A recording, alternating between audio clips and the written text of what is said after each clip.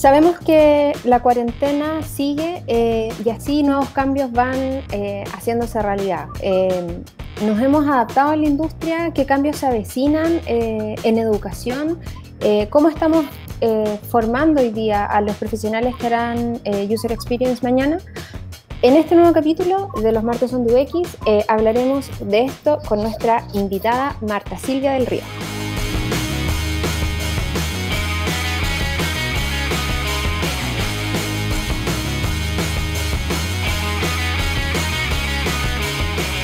Hola, ¿cómo están? Bienvenidos, bienvenida. ¿Cómo estás, Rodrigo? ¿Cómo estás, Marta? Hola, buenos días. Yo muy bien. Feliz de tener un nuevo invitado internacional, en este caso Marta Silvia del Río. Nos conocimos hace un tiempo, ahí hemos participado en algunas conferencias con la Marta. Ella tiene mucha más experiencia que nosotros en cuanto a poder hablar y dar charlas, pero ahí hemos estado en algunos encuentros y nada, pues un agrado volver a conversar con Marta y saber que está bien allá en México. Gracias, Rodrigo. Andrea, pues también los conozco desde LuxLab y es un gusto estar aquí. Sí, nosotros estamos muy contentos de tener a Marta. Ella es diseñadora gráfica. No sabía que era diseñadora gráfica. Ella es doctora en informática y directora de UXPA Latinoamérica, UX Researcher en Usaría y docente en la Universidad de Monterrey, ciudad donde estás ahora, entiendo, ¿no? Sí, así es. Confinada como nosotros también. Sí, hoy día nos gustaría conversar con Marta un tema que ha sido relevante, yo creo, para la industria y que nos ha hecho preguntarnos cuán preparados estábamos para este nuevo contexto y que tiene que ver con los modelos de educación, tanto en User Experience como en cualquier disciplina post-pandemia. Estamos todos adecuando planes, modelos curriculares, formas de investigar, etcétera. Y la idea es que hoy día podamos con Marta conversar un poco sobre eso. Y le voy a dar el pase a Rodrigo para que podamos comenzar con nuestra conversación. Entremos en tierra derecha, como diríamos acá en Chile. Marta, en esta pandemia que nos ha demostrado muchas cosas sobre la manera en que estamos utilizando productos, servicios, la tecnología ha tomado un rol muy preponderante y muy importante. La pregunta ahí es cómo llevamos estos descubrimientos a las prácticas del diseño UX y el diseño centrado en el usuario. Claro, mira, esta pandemia nos ha ayudado a acelerar muchas cosas, a conceptualizar las cosas de forma diferente.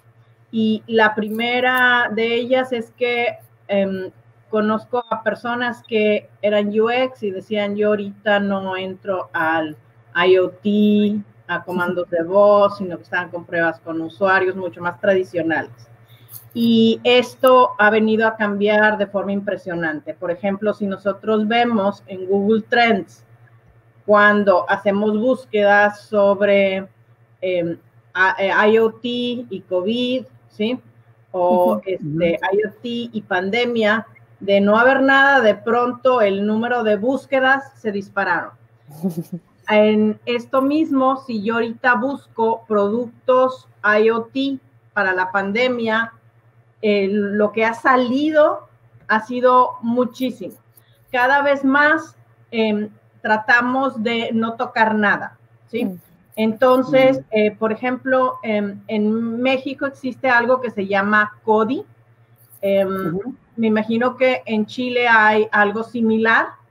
Este CODI son unos códigos que existen que me permite decir, quiero pagar el supermercado, 327 pesos con la aplicación. Entonces yo muestro el código QR, la señorita escanea el código QR y la transferencia se hizo. ¿Por qué? Porque ahorita Europa estaba muy bien preparada, porque ya tenían el que se acerque la tarjeta y así cobra y demás. Nada más que aquí en México, aunque tengamos tarjeta con chip, la insertamos en el aparatito y tenemos que teclear nuestro NIP. Entonces, en un teclado, en donde han tecleado los NIPS 30 personas antes, ¿sí? Entonces, es como que poco higiénico, ¿sí? También. Entonces, absolutamente. la primera cosa, están habiendo muchas más preguntas, muchas más cosas sobre cómo redactar para vos. Cómo hacer inputs con la menor cantidad de interacción posible. Eso es algo que va a venir a cambiar radicalmente. Bueno, ya está cambiando radicalmente lo que está sucediendo. Por otro lado, por ejemplo, acabo de participar en unas pruebas para una empresa aquí en México, en donde fueron triadas y utilizando Zoom. Entonces, hacían las preguntas igual, y hay cosas que vi diferentes. O sea, por ejemplo, hay muchas ventajas de contextos reales. Esas pruebas que vi fueran para acumuladores o baterías de automóvil, no sé cómo les dicen. Y, por ejemplo, le preguntamos a la persona, una de ellas, de qué acumulador tienes en tu carro. Y nos dice, un segundo. Y vio, abrió el cofre y dijo, sí, es esta marca. ¿Sí? Entonces, estamos en el contexto real. ¿Sí? Si yo le pregunto qué tienes en tu refrigerador, se puede parar e ir a ver. Claro. Eso, pues antes en un laboratorio a lo mejor no era factible, y las casas de las personas era muy complicado. Ahorita ya todo mundo aprendió a usar Zoom. Ahora, ¿qué desventajas hay? Leí sobre el lenguaje corporal. Un artículo que decía, ¿por qué nos cansamos tanto con Zoom?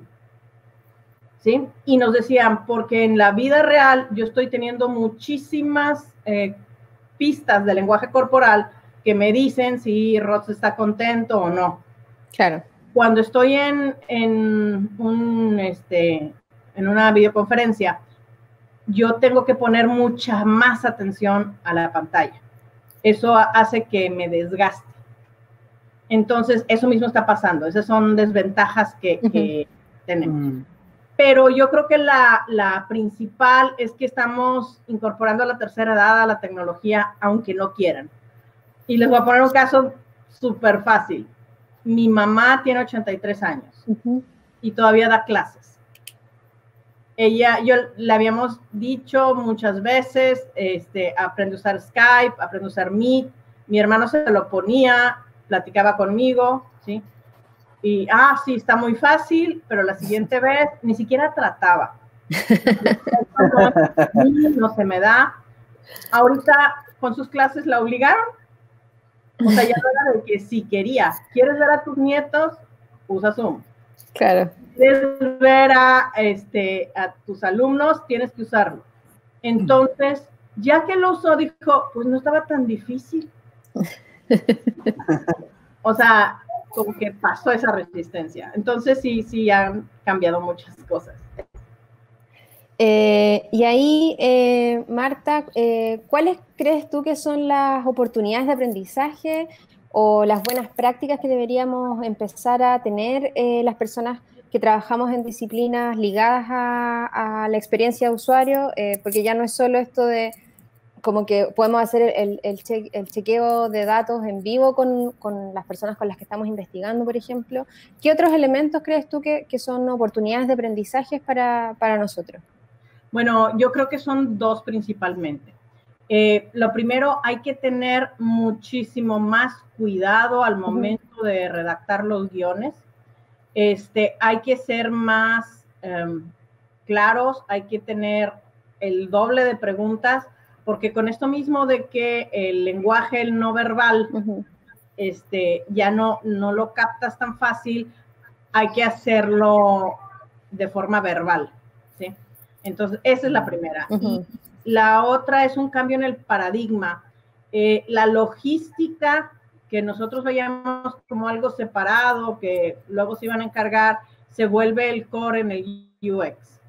Ya no nada más es cómo hago la compra, sino lo más importante es cómo me va a llegar. Por ejemplo, el otro día me llegó un video y me dice, ya le toca a su automóvil mantenimiento. Un video donde dicen, miren todas las medidas que estamos tomando para que no se infecte el carro. Entonces ponemos plásticos, ponemos papel plástico en el volante, y decían, si usted no quiere venir a la agencia automotriz, enviamos a alguien que recoge su carro, lo lleva al servicio y luego lo trae de regreso. Entonces usted no tiene que salir ni interactuar con nadie. Claro. Ese tipo de cosas ya se vuelven parte del UX. Claro.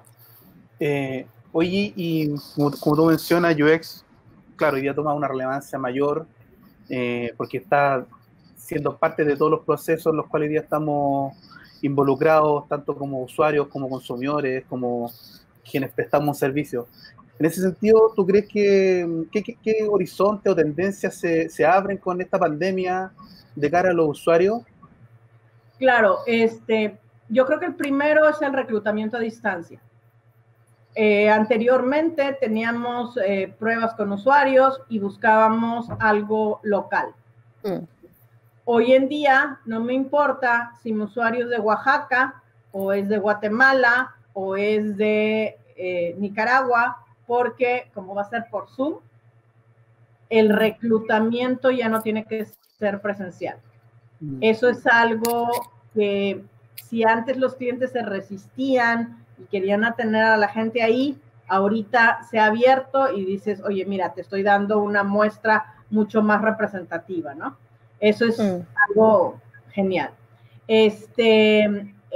La otra cosa es que si yo pienso en la TAM, escuché de los muchos despedidos que hubo esta semana, sí. Pues si ahorita todos estamos trabajando desde casa, ¿por qué no empiezan a trabajar como freelance en México, en Guatemala, en Estados Unidos? ¿Sí? Entonces, ese es horizontes nuevos que han abierto. Y les quiero enseñar, nada más voy a poner la foto de una noticia que salió en la BBC, es en Hong Kong, en donde tomaron los brazaletes estos de Fit, ¿sí? Y toma la temperatura. Entonces, todo mundo cuando entra a un lugar, escanea su código y va rastreando por dónde pasó. Y está tomando la temperatura. Entonces, piénsenlo en una universidad. Si pasado mañana alguien amanece con temperatura, hacen un rastreo a la inversa de en dónde estuvo y con quién tuvo contacto, porque todos los compañeros también escanearon su brazalete. Entonces podemos tomar a todos y contenerlos. Entonces, claro, este tipo de oportunidades que surgieron de esto que están haciendo, sí va a permitir rastrear, va a permitir contener y como que abre muchísimas puertas a muchas cosas, ¿cierto? Entonces, básicamente creo que es algo de lo que se ha abierto. Hay un mundo de oportunidades ahí. Claro. Sí. Y en ese contexto, ¿cómo vamos a enfrentar entonces la enseñanza de nuestra disciplina a nuevas generaciones? ¿Cómo vamos a, no sé, pues a nosotros nos pasa, por ejemplo, cuando llega alguien nuevo al equipo, hacemos un proceso de inducción y tratamos como de que se impregne de una cultura que estaba basada en lo presencial? ¿Cómo hoy día... ¿qué desafío nos presenta, digamos, el armar equipos de trabajo, el enseñar UX cuando el cara a cara no está mediado, digamos, por una pantalla? ¿Cómo ves tú ahí el desafío? Mira, lo primero es que mucha gente pensaba que irse en línea era tener la tecnología y ya se dieron cuenta que la infraestructura no basta. Primero, la primera cosa, el mito de que ya tenemos toda la infraestructura superada. yo doy clases en la Universidad de Monterrey, que es una universidad privada, es cara, muy cara, ¿sí? Entonces, la primera cosa que asumieron es que todos los muchachos iban a tener internet y una computadora en su casa. Y luego se dieron cuenta que había muchos que eran becados, que no tenían computadora, sino que iban a los laboratorios de la universidad a trabajar en esas. Entonces, por ejemplo, para ellos hubo que darles computadora. Claro. En segundo lugar, pues todo el mundo, los profesores tienen su laptop, tienen internet en su casa. Yo tengo internet de banda ancha en la casa, pero en el momento en que yo estoy aquí encerrada dando clase, haciendo streaming, mi esposo Luis está en otro cuarto teniendo juntas, también haciendo streaming, y mi hijo está trabajando en home office, también con streaming, y todos los vecinos, porque últimamente compartimos el mismo cable, ¿no? Claro. Todos los vecinos están utilizando sus internets, pues todo se corta, se cae, ¿sí? Entonces, yo escribí a la universidad, les dije, oigan, no puedo, mi internet no da. Me dieron un aparato adicional.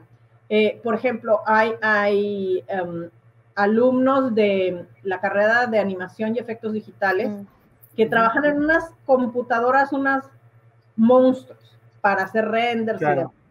Entonces, ellos trabajan en la universidad también. No tenían esas computadoras en sus casas. Bueno, la universidad se las dio. Toma esta computadora del laboratorio y llévatela. Sí, les hizo firmar algo, pero vaya, nunca había visto a la universidad tan ávida de quitar todos los problemas. Sí. Por ejemplo, cuando el 15 de marzo salió el COVID, dijeron, suspendemos clases una semana. En ese momento yo estaba en España y estaba escuchando qué estaba pasando en otras universidades allá. Y ellos de un viernes dijeron, el lunes se comienza en línea. Aquí en Monterrey dieron una semana para que los profesores se adaptaran, para que cambiaran contenidos, para que aprendieran a usar Blackbox Collaborate, que vieran herramientas, que vieran sitio. Entonces, esa semana estuvieron dando cursos intensivos de, necesitas saber cómo hacer rúbricas, cómo hacer exámenes, cómo subir contenidos. O sea, esa semana de adaptación o de preparación para los profesores fue fundamental. O sea, todo marchó sobre ruedas por eso. Entonces, son desafíos que uno piensa solo en la tecnología y lo más importante son las personas. ¿Sí?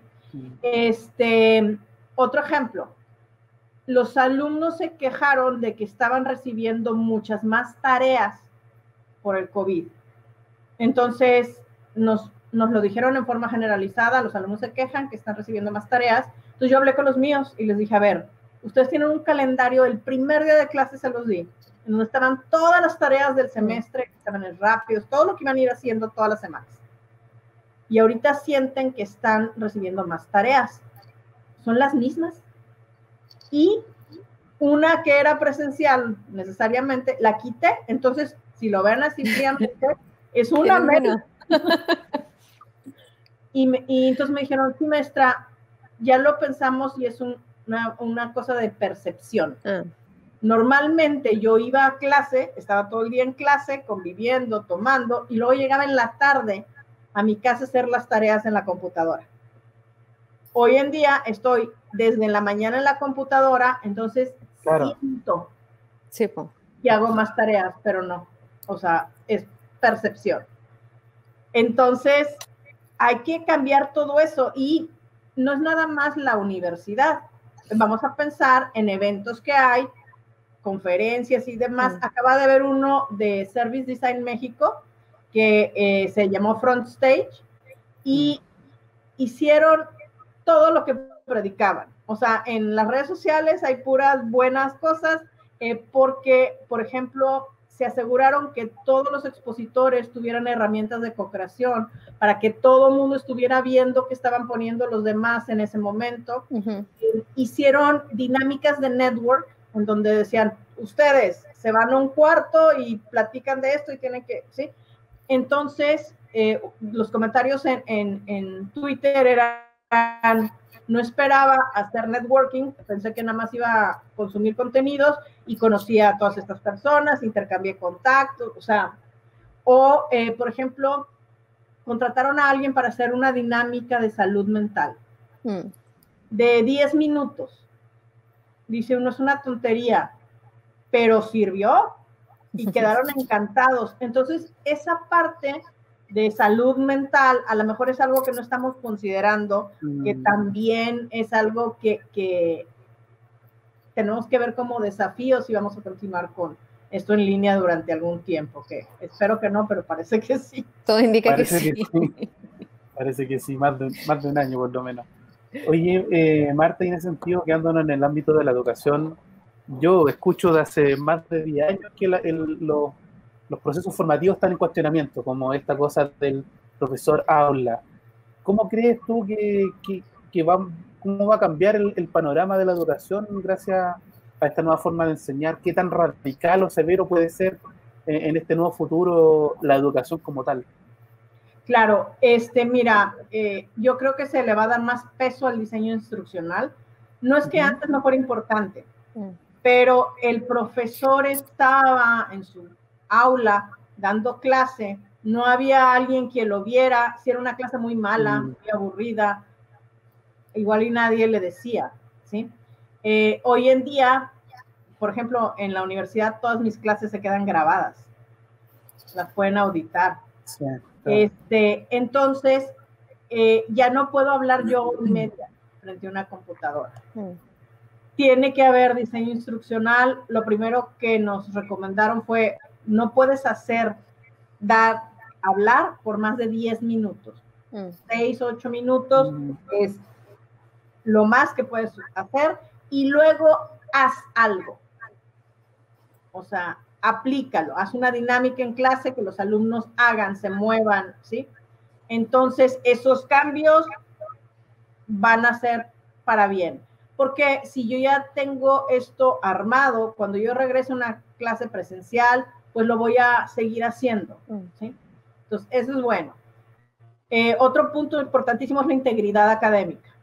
Te dicen, no, pues ahorita pongo un examen aquí, todo el mundo se va a copiar.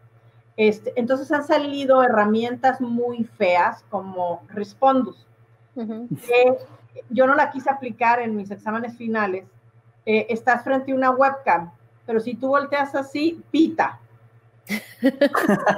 Si tú abres otra cosa, entonces tienes que estar, es muy invasiva, tienes que estar así viendo de frente, ¿sí? Como una estatua. Sí, como una estatua. Entonces, ese tipo de herramientas a mí no me gustan. Hay otras cosas que se pueden hacer más fáciles. Por ejemplo, para diseñar exámenes de diseño de interfaces, una de las materias que doy, les dije, bueno, ustedes van a hacer un wireframe que adapte a una empresa en 2 contextos internacionales. Entonces, lo que hice fue tener un listado de 10 empresas. Una de transporte, una de chocolates, una de una escuela, una de productos farmacéuticos, 10 giros diferentes. Y luego saqué 2 bowls de países, ¿sí? En donde en uno estaban latinoamericanos, occidentales, muy conocidos, y en otro estaban asiáticos, africanos, menos conocidos. Y entonces yo sacaba, Rodrigo, tú eres el primero, a ti te tocó, y sacaba ahí enfrente de ellos, sacaba qué buena. Y te tocó un país, Australia, y otro país, Nicaragua. Entonces, tú vas a diseñar una solución que sea viable en ambos países. Entonces, y para esa industria. Ahora sí, cópiense. Duran 2 horas, pero cada quien tiene que investigar diferente, se pueden compartir. Claro, o sea, yo encontré esto aquí, porque van a tener que hacer su propio diseño. Y, por ejemplo, me tocó ver respuestas en donde la primera pantalla era ¿de qué lado del camino manejas? ¿Del izquierdo o del derecho? Claro. Porque Australia es de un lado y Nicaragua del otro. Entonces, cosas así que ya están súper específicas. Entonces, con eso, o sea, no te tienes que copiar. Y ese ejercicio lo puedes repetir todos los semestres de toda tu vida. Y nada más la pura combinación es lo que hace que claro. Sí. Y ahí tú mencionabas recién esto de los chicos que están becados, que a lo mejor no tienen acceso, incluso es algo que nos afecta a los profesores. Yo hoy día también estoy haciendo clases y es parte de las preocupaciones que tenemos. ¿Cómo crees tú que entonces que los diseñadores de experiencia usuario podemos hacer procesos de aprendizaje y de diseños que sean más inclusivos? Entendiendo que esta base de acceso a la tecnología era una brecha más abismante, que hay temas de discapacidad, que hay temas de género de por medio que determinan la manera en que usamos o no una plataforma digital. ¿Cómo vamos entonces hacia un diseño más inclusivo en este contexto de tantas brechas? Claro, bueno, de entrada, el puro hecho de que sea digital ayuda a que sea más inclusivo, porque yo puedo tomar un video, subirlo a YouTube y ponerle subtítulos, que no se podía hacer con el profesor en presencial, ¿cierto? Entonces, eso de entrada. Sin embargo, hay muchas cosas que tienen que cambiar. Por ejemplo, lo que decíamos de quitarnos la mentalidad presencial. Los directivos hace tiempo decían, no, home office, no. O sea, de ninguna manera, porque la gente no trabaja, ¿sí? Y una de las principales quejas que han recibido es, ahora trabajamos el doble. Y es cierto, a veces yo estoy trabajando y volteo a ver y digo, yo, wow, ya son las 11 de la noche. O sea, ¿a qué hora se me fue el día? Y estuve frente a la computadora mucho más que un trabajo regular. Entonces, ese cambio de mentalidad, el decir, bueno, no se trata nada más de vender, sino ayudar, hace que, por ejemplo, la UDEM, y perdón que hable tanto de la universidad, pero es la que más conozco, puso apoyos psicológicos durante el COVID, ¿sí? Entonces, si yo me siento frustrada o algo, puedo entrar a pedir ayuda ahí. Esto ayuda mucho. Hubo donaciones porque al momento en que se van todos a sus casas, por ejemplo, está la Politécnica de Santa Catarina, es una escuela de escasos recursos para prepas. Entonces nos mandaron un aviso de, tienes una computadora en tu casa que no usas, porque ya está viejita o algo, dónala, porque estos muchachos la necesitan para estudiar. Entonces ese tipo de cosas ayudan mucho. Otra cosa que ayuda también es tener muchas herramientas. Lo importante no es la herramienta, pero en el momento que yo tengo las cosas en la nube, que yo estoy haciendo un mapa mental en Smaply, o estoy usando Miro, o estoy usando Optimal Workshop, y todos los alumnos están viendo qué está pasando y pueden meter sus aportaciones, ¿sí? Y está cambiando dinámicamente. Entonces, los que eran muy tímidos, ¿sí? Los que no se atrevían a lo mejor, en este momento ya están aportando. Entonces yo lo que he visto es que aportan todos, está siendo más inclusivo. ¿Sí? Y hay que hacer una conciencia social. Esto yo creo que es lo más importante. Por ejemplo, en las clases cuando eran presenciales, yo invitaba a una persona invidente a que fuera a mostrar cómo navega en internet. Entonces era de, vamos a ver cómo un ciego navega en internet, cómo va a hacer esto. Y cuando llegaba y explicaba las experiencias, por ejemplo, decía, yo tengo mucha cortesía para los videntes. Y tú dices, ¿cómo mucha cortesía? Y decía, sí, cuando viene un repartidor de pizzas, yo prendo la luz. Porque yo podría recibir la pizza a oscuras y pagarle oscuras. Pero el pobre repartidor se muere de miedo. Entonces yo prendo la luz para el repartidor, porque él no tiene la capacidad de hacer las cosas oscuras. Entonces, cuando se va, yo ya a veces no me acuerdo si ya la pagué o no. Y si no la pago, me va a salir un cuento de luz impresionante, ¿no? Sí, pues. Entonces tenía una app que pitaba que tanta luz había. Entonces, si pitaba muy agudo, estaba prendida. Si pitaba grave, estaba apagada. Entonces, empezó a enseñar las apps que usaba y muchos alumnos ya en sus materias posteriores han estado desarrollando apps para personas ciegas, para personas daltónicas, para personas con Parkinson, nada más porque se les plantearon esas necesidades que no habían pensado. O sea, esa es la razón, no lo habían pensado. Entonces, hay otra tarea que hago que me gustaría hacerlo alguna vez con Rods, ya la hice con Claudia, y la hago, por ejemplo, el semestre pasado la hice con China, en donde hay un compañero del equipo es mexicano y uno es chino.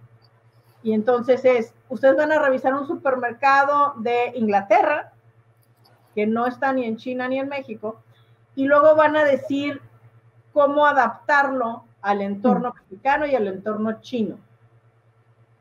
Entonces vienen shocks culturales importantes, como que dicen, esto más saturado, está muy vacío.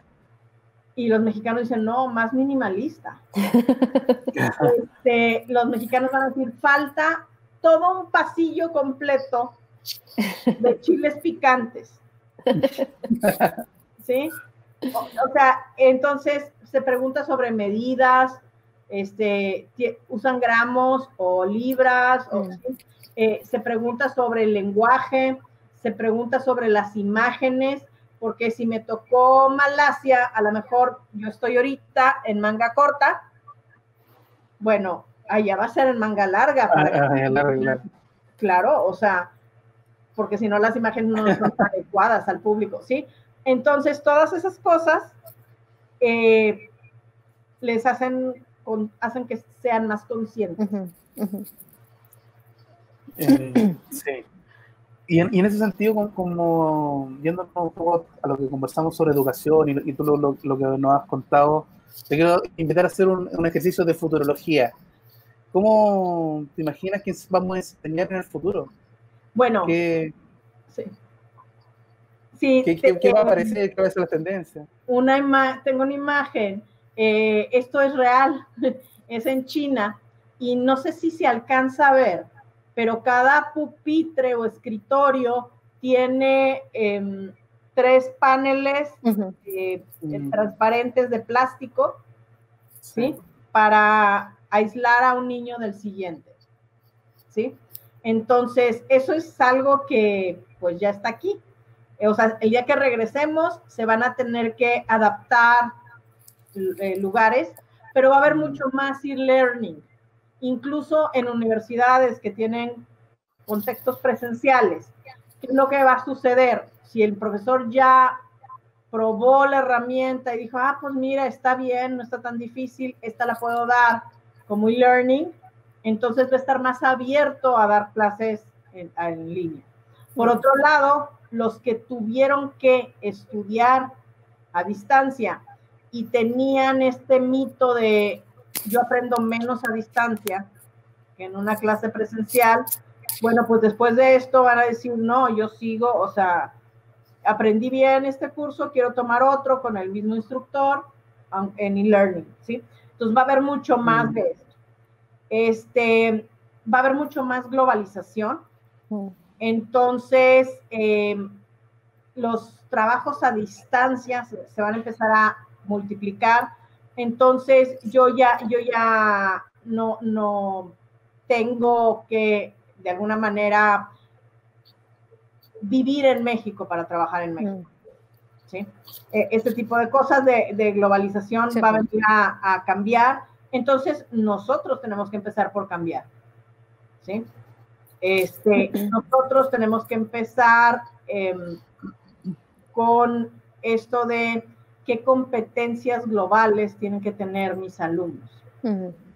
Y pues en el ámbito académico, el diseño instruccional, yo sé que es por institución. Hay instituciones que tienen áreas completas que revisan los cursos, ¿sí? Sí.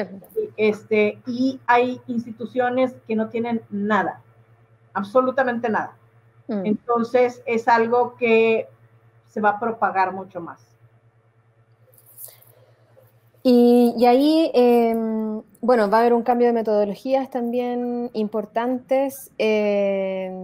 ¿Tú crees que podamos volver a la vieja usanza, a la tradición, o esto va a ser, yo le hablaba el otro día con un sociólogo, es como, ¿vamos a mantener nuestras metodologías y las vamos a mejorar, o simplemente vamos a empezar a descartar mucho y a empezar a crear herramientas y metodologías nuevas más pertinentes para este contexto? ¿Cómo lo ves tú ahí? Claro, yo sí considero que las metodologías van a cambiar mucho. Por ejemplo, yo espero ver mucha más aula invertida. ¿Sí? Obviamente, si yo pienso en la currícula, lo primero que van a incluir es pruebas remotas. O sea, le van a dar más peso a ese tema. ¿Sí? Va a empezar el uso de herramientas más colaborativas, como las que les mencionaba, donde todo el mundo está interactuando. Van a empezar a ver mucho más escenarios COVID en la plática, y es, bueno, tú vas a diseñar una interfaz, pero imagínate que la gente no puede tocarse.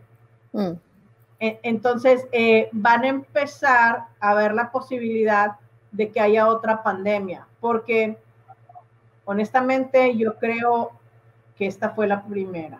Bueno, no fue la primera, porque ya hubo hace 3 años el caso en México del SARS, y digo, ha habido otras, ¿no? Entonces, Bill Gates lo anunció, pero en su momento como que nadie le hizo caso. Va a haber una pandemia, y ahorita dice, pues con todo, como está globalizado, esto va a seguir, ¿sí? A lo mejor no ahorita, a lo mejor en 5 años, pero la siguiente vez vamos a estar mucho más preparados. Entonces, no creo que se nos olvide pronto esto. Entonces, como que vamos a incorporarlo a nuestras vidas.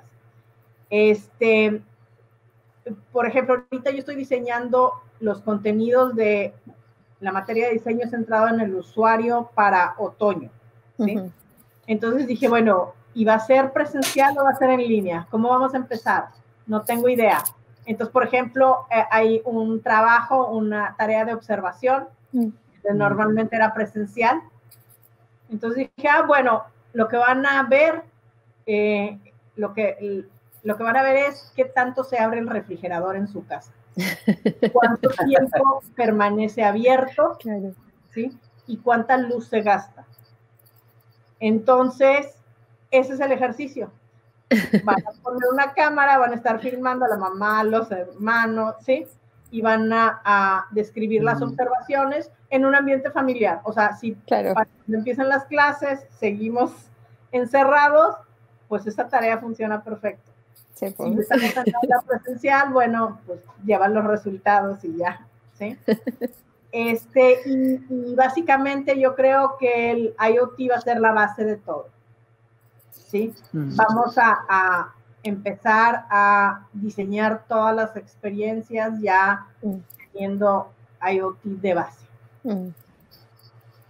Sí, y ahí se nos viene un súper bonito desafío también para ir actualizándonos rápido, como que yo a rato siento que no tenemos mucho tiempo para aprender, sino que tenemos que aprender haciendo, actuar dudar menos, digamos, frente a las decisiones. Oye, Marta, te queríamos agradecer mucho, mucho, mucho por tu participación.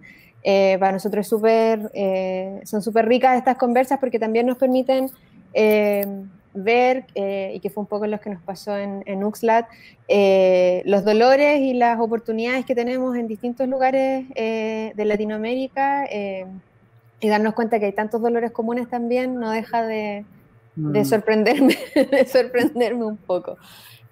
Así que nada, pues, muchas gracias por haber estado en este capítulo con nosotros. No, al contrario, muchas gracias a ustedes. Para mí es un honor estar aquí platicando y volverlos a ver. Sí. No, para nosotros también volver a verte, saber que están bien ahí con Luis. Le mandamos un saludo también a Luis, que en la pre-capítulo se nos apareció por ahí atrás. Le dejamos un afectuoso cariño. Y nada, pues esperamos también que se cuiden en su casa allá en México, en Monterrey. Y nada, se nos viene duro y hay que cuidarnos, mamá. A cuidarse más. Y nada, pues para las personas que nos acompañaron hoy también, recordarles que los jueves estamos haciendo nuestro ciclo de workshop online, donde vamos compartiendo distintas metodologías de trabajo para diseño de experiencia de usuario, así que ahí también participen, porque es una súper buena oportunidad para conocer nuevas herramientas y nuevas metodologías. Estamos también con nuestro ebook Diseñando para las Personas, que lanzamos hace algunos días, donde les presentamos estas personas provisorias que pueden modificar y utilizar para la definición de los arquetipos de sus proyectos, así que descárguenlo desde nuestro sitio web. ¿Qué más? Estamos en todas las redes. Sí, Instagram, Twitter, Facebook, LinkedIn. El capítulo este va a quedar en Spotify también, Marta, para que después, si no tienes tiempo de verlo, lo puedes escuchar en Spotify. Pueden darle like al suscribir que está por allá abajo y comenten en nuestro blog todo lo que les parezca, y estamos abiertos a la conversación. Finalmente esto es un ejercicio que hacemos para estar cerca de la comunidad en un contexto sobre todo donde si bien estamos infoxicados, es necesario seguir conversando sobre algunos temas que están en la mesa. Así es. Eso, nos volvemos a encontrar el próximo martes. Este virus lo paramos entre todos, ya lo hemos dicho hasta el cansancio. Quédense en sus casas, como ven, no solo en Chile está, la curva no se ha aplanado en Latinoamérica todavía, así que cuídense mucho, quédense en sus casas, lávense bien las manos, usen mascarilla y no salgan si no lo necesitan. Se supone que vemos diseñadores de experiencia tratando de que los servicios puedan ser mejores para ustedes y no tengan la necesidad de salir. Un abrazo para todos y nos vemos el próximo martes de X. Chau. Adiós. Chao. Nos pasamos gracias. El tiempo. Sí. Sorry. No, pero... No, tranqui. Era necesario.